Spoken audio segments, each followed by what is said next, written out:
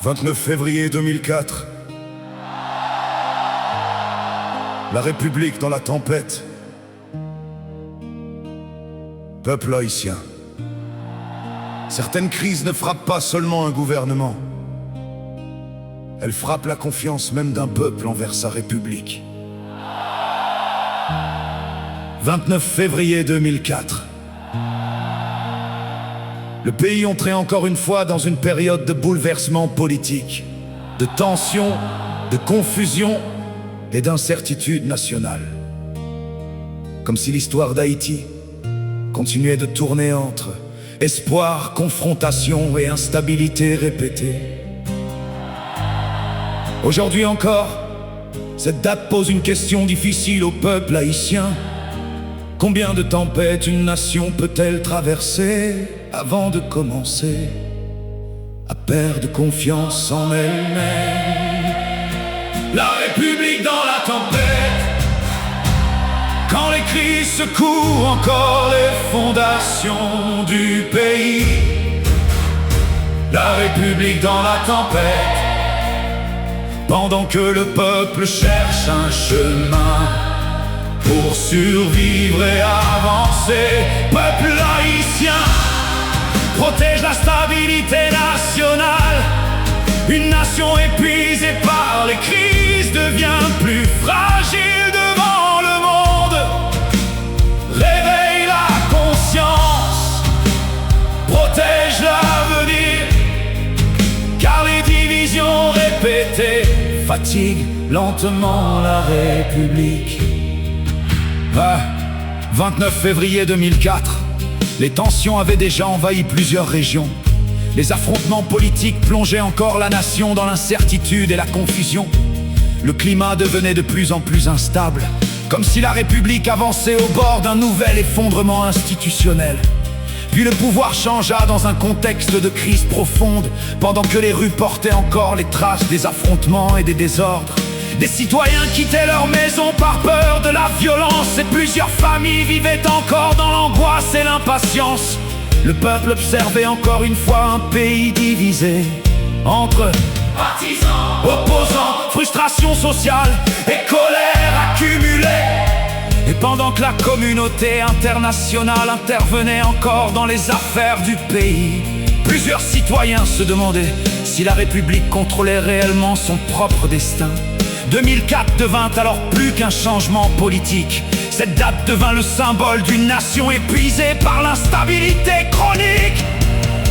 La République dans la tempête, quand les crises secouent encore les fondations du pays. La République dans la tempête, pendant que le peuple cherche un chemin pour survivre et avancer. Peuple haïtien, protège la stabilité nationale. Une nation épuisée par les crises devient plus fragile devant le monde.